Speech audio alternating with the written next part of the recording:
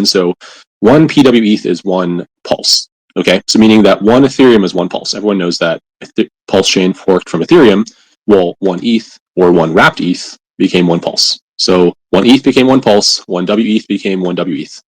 But if you can wrap Ethereum into WETH on the ETH contract, there's also a wrapper contract on the Pulse chain, which means you can wrap Pulse into PWETH. Weird, right? But this is true. So this is why, if you noticed, Ethereum on Pulse chain always trades at the same price as Pulse, because you can literally wrap it one-to-one on the wrapper contract. Okay, so that's one little alpha. Second thing is, because of this, all of the tokens that were held in Uniswap were against ETH. Very cheap. He knew this. So what he needed to do, he needed to buy back these coins before other people could become huge token whales and token rug everybody. So he needed to provide the liquidity by buying them back, providing LP, and setting the prices and all that crap. And also because he had the pulse to do so, right? And by doing this, it set a playing field where, hey, these are 4,000 tokens which are already trading. Anybody holding these 4,000 might come over and be able to redeem it. Problem is, very few, if any of those people ever did. Very few, because the value wasn't there, or they never attained any sort of recognition. So looking at this wallet, I have a literal catalog, a playbook of 4,000 coins that are fair game to play with, fair game to trade, because Richard Hart's holding them. This wallet's never ever moved anything, done anything since it did this transaction, right? It did a batch transaction, 4 different transactions in the exact same block, the exact same second, okay, as a batch smart contract operation, which purchased over 4,000 pairs and brought them to V1 on Pulse Chain and seeded the LPs in like 1 second, right? All instantaneously. Now, again, the only person that would be capable of this is the developers for Pulse Chain, right? Because they had the supply. And they were the only people who would think to do this, right? Because otherwise, someone who would do it maliciously would have rugged those projects, and nothing's ever happened to this LP. This LP's never moved. It's holding $1 million, okay? It's $1 million of value sitting there. That's one piece of the puzzle. This $1 million LP sniping wallet, which is my playbook, right? I can go through this and like look at how much money is in LPs, look at the token names, look at every single last detail. I know exactly what's in this wallet, right? It's never done a single transaction since. Now, no one knows about this wallet. I don't know why. I don't know how. No one's ever thought to start tracking and following this wallet and start doing some in-depth discovery, but a few people know it exists. A few people have actually tracked it. The next part of this puzzle is there's a second wallet, second whale wallet. This wallet's also providing liquidity, but oddly, this wallet had loose pulse and seemed to have bought some of the PRC20 tokens. Weird. Well, what is this wallet holding, you might ask? Let's go check it out. It's dollar value, because it never had pulse in the wallet to buy stuff. It just was holding the LP. Okay. This other wallet has $2.5 million in pulse, something like that. 2.5 million in pulse. It's holding $7 million in WBTC fork. It has a total value of like $12 million in this wallet, but most of it's in the WBTC fork, and it's providing LP to the DAI fork. That's the number one holding. The WBTC DAI, actual Bitcoin in DAI is what it's holding for number 2. Actual Ethereum in DAI. So it's just becoming a liquidity provider on network, right? You can see it's providing liquidity to real Bitcoin, real Ethereum, like bridged in, dollars, like just dollar pairs, actual bridged in from Ethereum, Pulsex, Pulse, like just basic stuff, right? But more importantly, this thing is holding a ton. This is like the number one holder, if I'm not mistaken, of the Wrap Bitcoin fork. So again, this goes back to me saying, why is he trying to promote Wrap Bitcoin on Pulse Chain, right?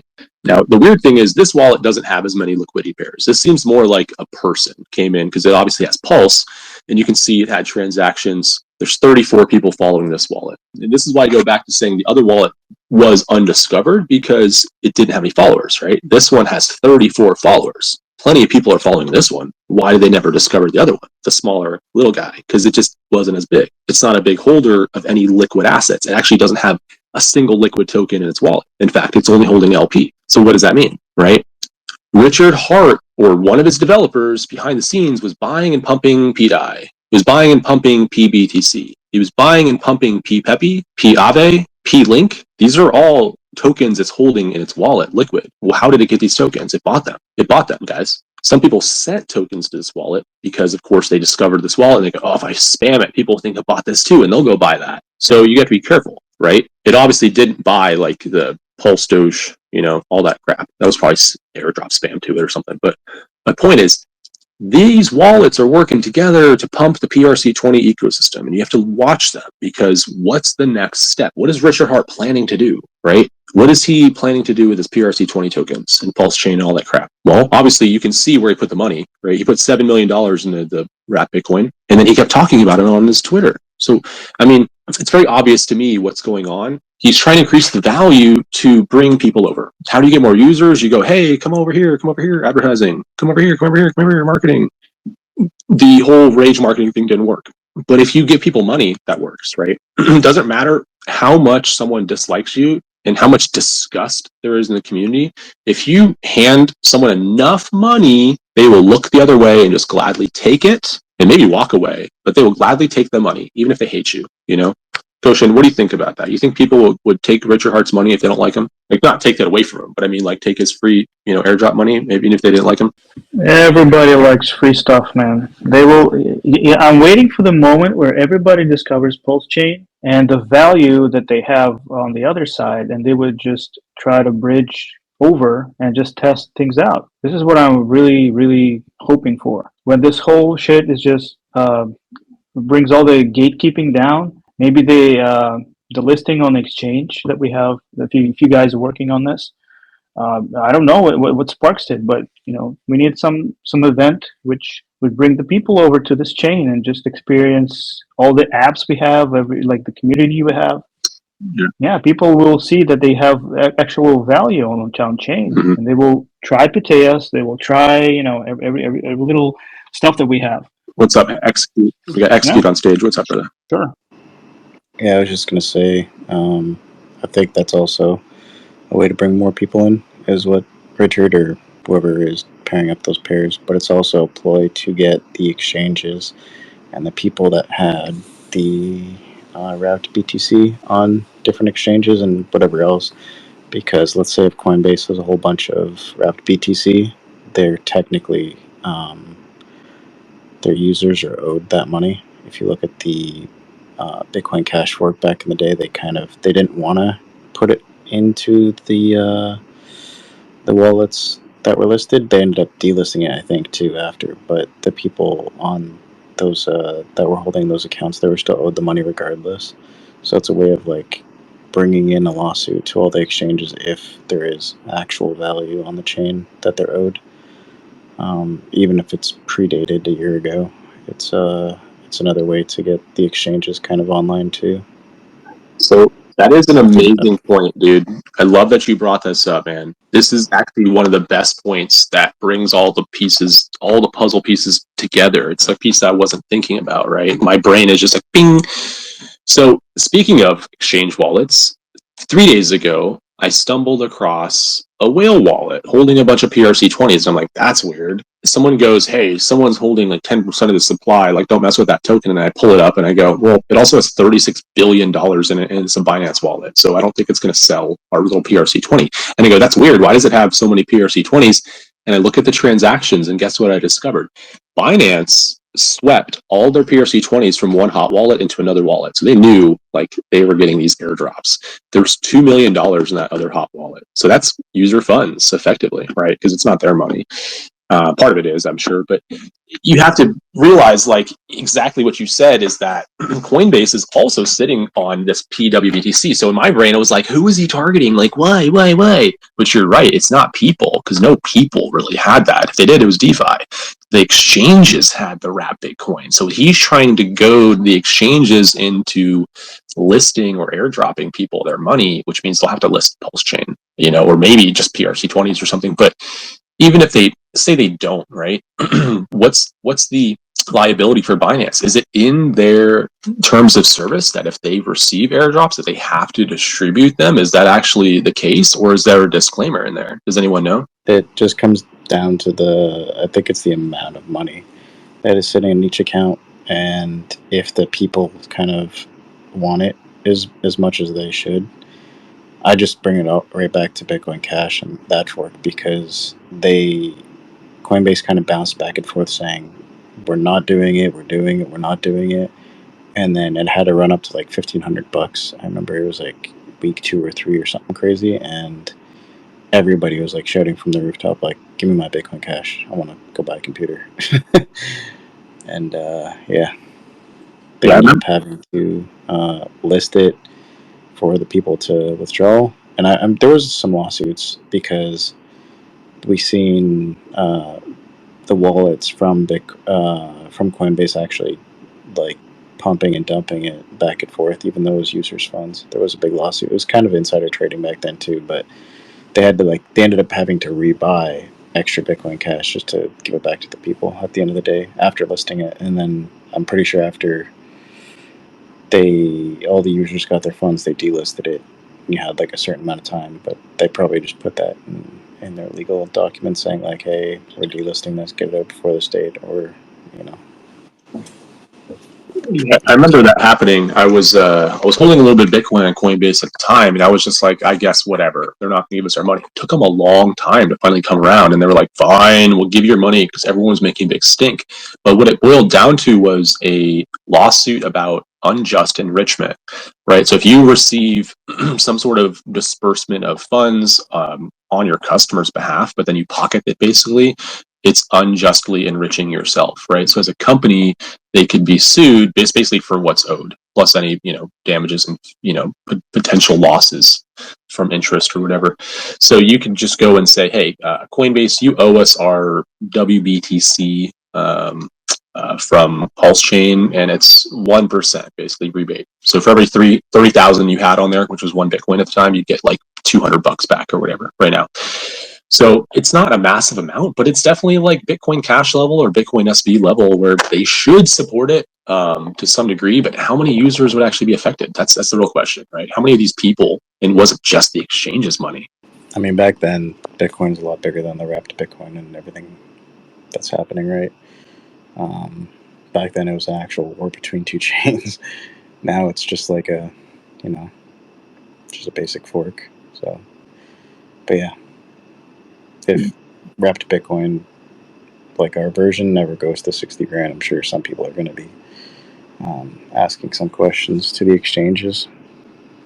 That also opens a huge can of worms. Like, at what point do they cut it off? Is it just going to give them the Bitcoin? Do we give them every PRC20 fork? Like, do we just give them access to the whole chain? It's a very dicey situation, and you can't really just be like, well, we'll give them one coin, but not the rest, because then it's a slippery slope to be like, well, now you have to give us every PRC20. Just open up the whole chain to us. So it may never happen. It depends the way they structure their exchange too, right? Because some exchanges, when you deposit, it auto deposits into a pool. It's not like a single address. If every account has a single address, that's a lot easier to do the books. If it's just going from one address into like their slush pool, it's like, yeah, good luck doing the accounting on that. You'll never get it.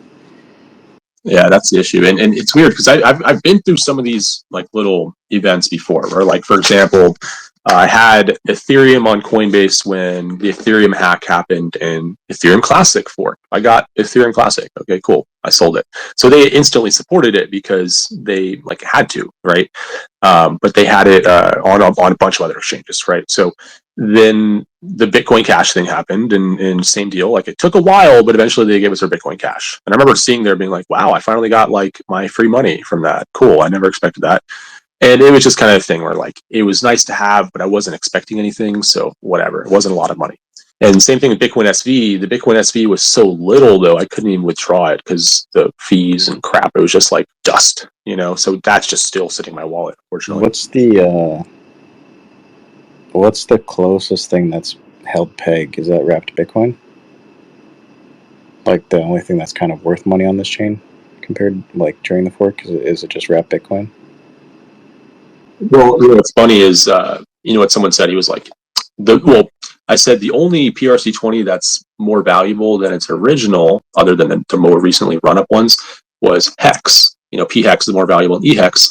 And then, of course, like the some of the more recent ones, like Cream, have gone up above their Ethereum copies. And I've even gotten some of these revival coins to go higher than their Ethereum copies, which doesn't say much because the rates are set so low with such little liquidity.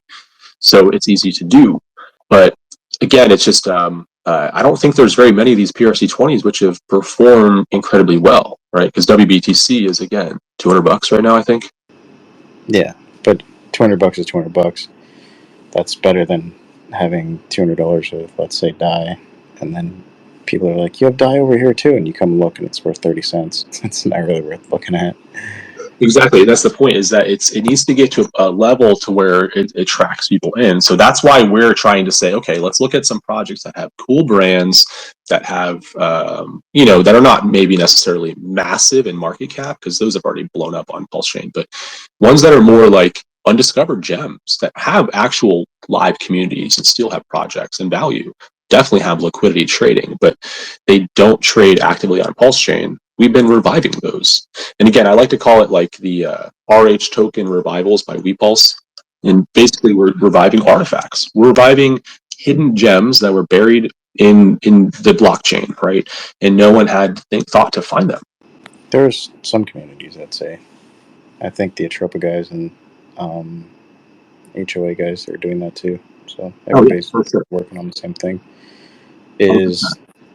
So you said Cream is worth more than the Ethereum Cream? Yeah, dude, that surprised me. Look up Cream right now. Let me see the price. It surpassed the Ethereum version.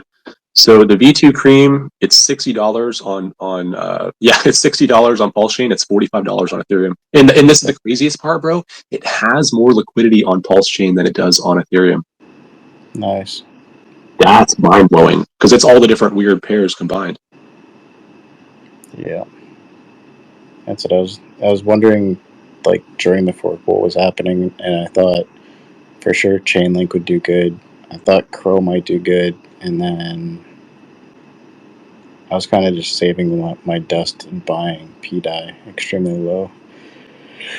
That was kind of my gig.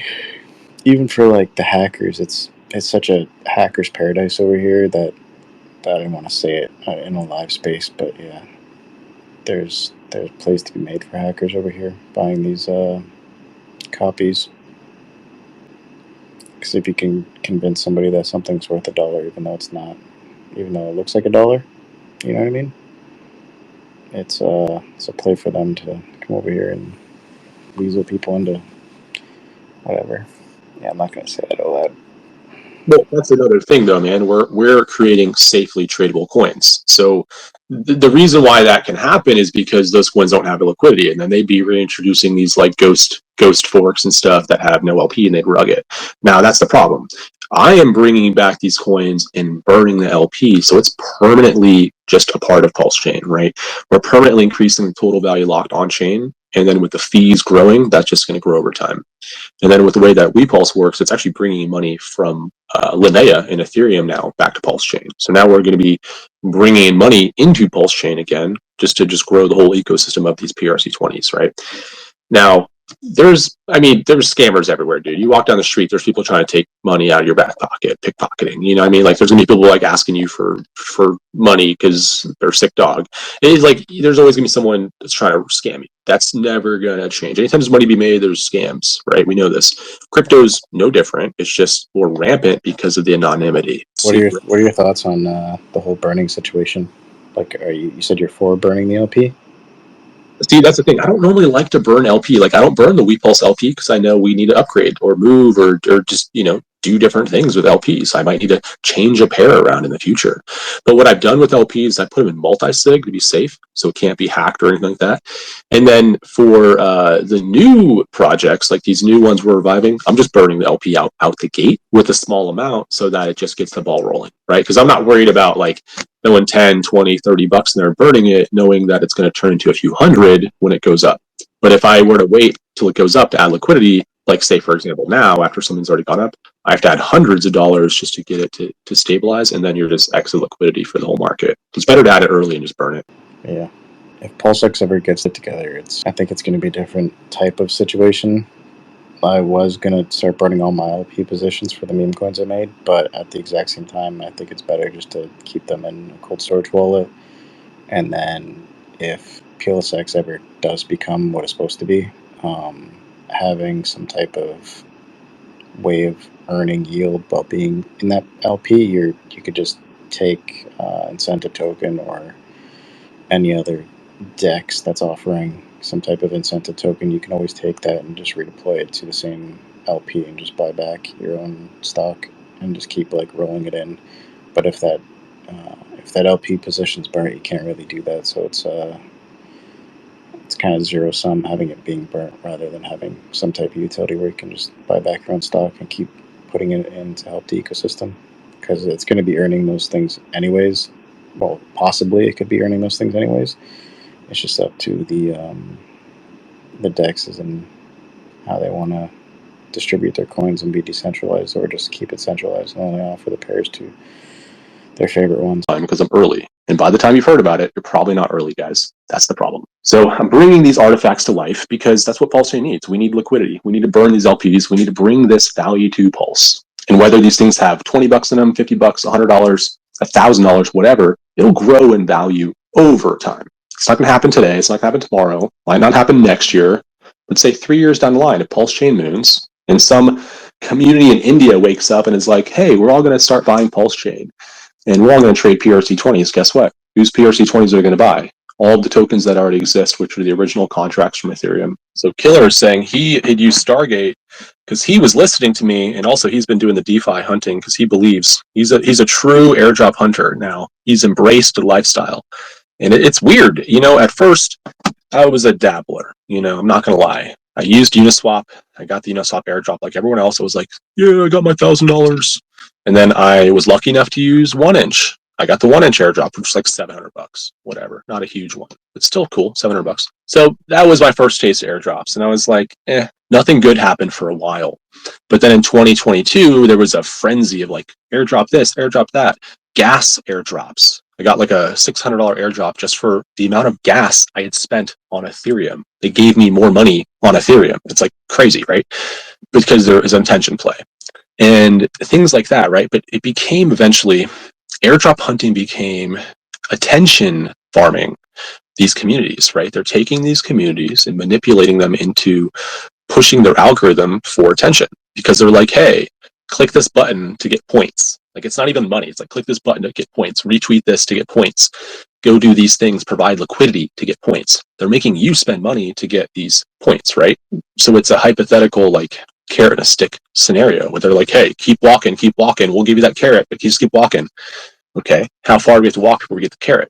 And some of these projects really screwed people. They made it seem like you were getting an airdrop, and then guess what? They excluded all US customers. Or they were like, like in this case, trying to weed out entire groups of people who used platforms. Like millions of people were using these platforms, right? And they're like, nope, all you guys suck. You just suck. None of you get anything. You're all cheaters.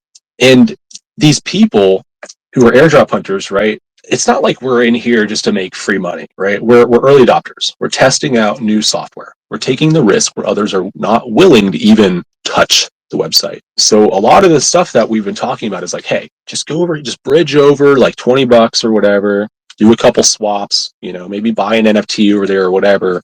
But that's all you really have to do. It's not complicated. It's the stuff that you guys would be doing over here on Pulsechain anyway. It's just on a different network using the same wallet most of the time. So the Stargate thing, luckily Killer got in, I am Killer down there. He got in before the snapshot, but I've been talking about it for a long time, guys. Been on this thing for 2 years. And everyone who knows me knows I talk about Stargate at least once a month. This year we took it global, our first event here's in Vancouver, then we're taking it to Europe, and then possibly to Australia later this year. The thing that we've done is we've consolidated the whole tour to we're just going to make it one big event now in Vegas every year. So next year it's going to be a big event in Vegas, and that's exactly what the foundation, the Pulsechain Foundation, put together by Marlon Williams in Atlanta, is going to be putting together Pitch Fest and Hackathon. So that's what we're working on having every year now at the Pulsechain Tour in Vegas. That's going to be nice. And just to let you guys know, I do think that Richard has some we all know he has some juicy stuff up his sleeves to make that world's largest airdrop, the most liquid DEX, all that good stuff. It's going to be cool. It's going to be good. So you said Vegas 2025 during the bowl season? Is that what you're telling me? Pulsechain bowl season, we're going to be in Vegas? Yes, sir. Yes, sir. Oh my gosh. Can you imagine how high Pulsechain's going to be? It's going to be 10x at least from here next year. That's what I'm feeling. Yeah, we're thinking the same. Because imagine, Bitcoin starts rallying next year after, they always say it's 10 months after happening. Bitcoin really starts peaking out or going up. And it's the 4-year cycle theory. It's a self-fulfilling prophecy, man. Just next year, just expect fireworks. That's all I'm saying. I've been in crypto for over 10 years now. It's 10 and a half years, going on 11, and I feel old, man. It ages you every year. It feels like a decade. It's crazy. So really, I'm like 100 years old in crypto years. I'm with you, man.